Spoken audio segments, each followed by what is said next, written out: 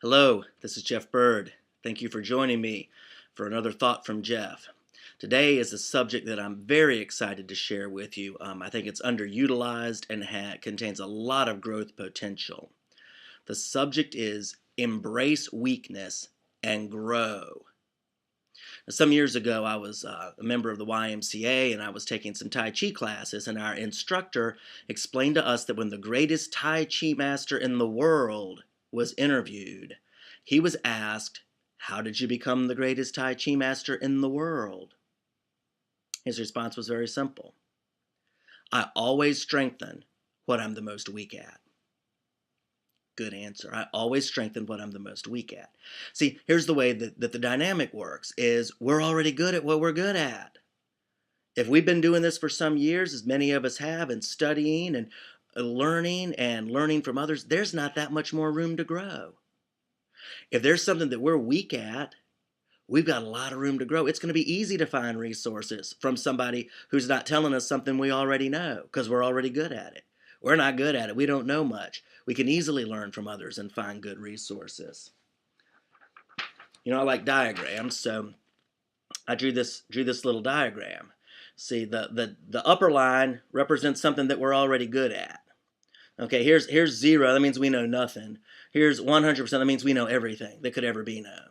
So say we've been working in this area, playing to our strengths, which is a good thing, studying, learning and we've gotten up to 90%. We've only got 10% room for growth. That's all we can possibly grow. And it's going to be harder to find those resources that don't tell us something we already know. Okay, take on the other hand, okay, say we're down here. Here's another illustration. Here's 0%, 100%, and we're at a 30%. Well, really, we still don't know beans. But if we can find an area that we're pretty weak at that could have some value to us and the other people around us, well, say we just get up to 60%, we're still not great, but we just grew 30%. That's 3 times the amount of growth as if we only stick to the stuff we're already good at just because we want to look good. Hey, let's open up a little. Say, hey, let's on a corporate team, let's open up to understanding the team around us because they've got strengths that we don't. They can help us with areas of weakness because here's what I know is that understanding precedes appreciation. Okay, remember when we were kids, and our parents would tell us money doesn't grow on trees. See, what the problem was we probably really didn't think money grew on trees, but we didn't have an understanding of what it took for them to generate income to take care of us. We didn't understand it, therefore we didn't appreciate it, and we just asked for the sun, the moon, and the stars. Hence the response. Okay, it can easily be that way in our corporate teams and community teams and anything.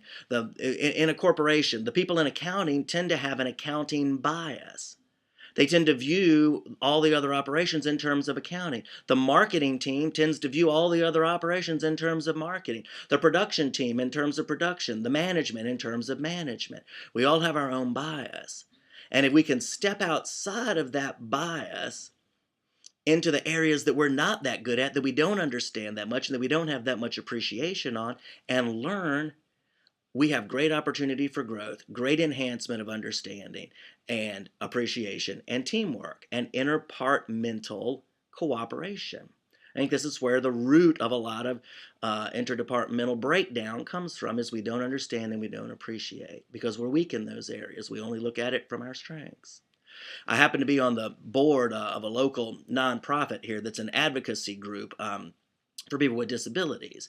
And we have a very wise director, and very frequently in one of our board meetings, he'll bring in one of the team and to come in and to explain what their department does towards serving the participants and our role within that department. Now that's great because it helps reinforce the big picture of what we're doing. The people we're serving, and it answers the why question. It gives perspective, and it makes sense of all the other pieces that go into that. So, and it helps us understand, and that's great. How about incorporating something like that into your business, into your corporation, maybe even into a family? You know, or a church or any community organization. Give the other players on the team a chance to, ask them the question. Say, hey, listen, I know you're doing a lot of things that aren't necessarily my strength, and I'd like to understand it a little better. Could you tell me a little more about what your day is like? Could you tell me some of your challenges? Could you tell me some of your successes? Get to understand each other a little better. Step out of our world and grow in understanding and appreciation of the things that aren't our giftedness, our areas of giftedness and our strengths. I have an illustration.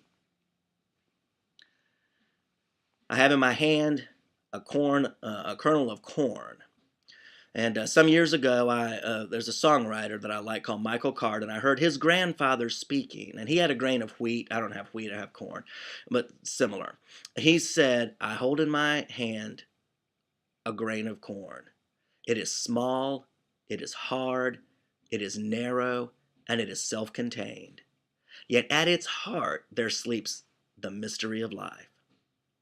This grain of corn, none of us could live very long eating this single kernel of corn. But in its heart, beneath the exterior of what's holding it together right now, there's the mystery of life. It's longing for growth. It's longing to reach its potential. It's longing to reach out and draw nutrients to it and grow. And it's the same way with us, same way on our teams. If we can step outside of our shell of what we're good at and our strengths that we sometimes hide behind, and learn and put that in the ground, in the soil of learning from other people, gaining understanding, strengthening our weaknesses, gaining appreciation, guess what?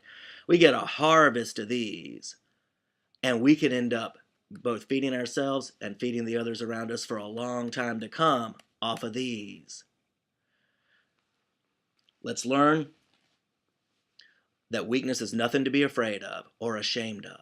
It's a tremendous opportunity, and let's embrace the opportunity. Do something intentional today to learn something about somebody else who has a strength in an area you're weak at, and see what kind of growth happens. Thanks so much for joining me. This is Jeff Bird, and a thought from Jeff. Make it a great day.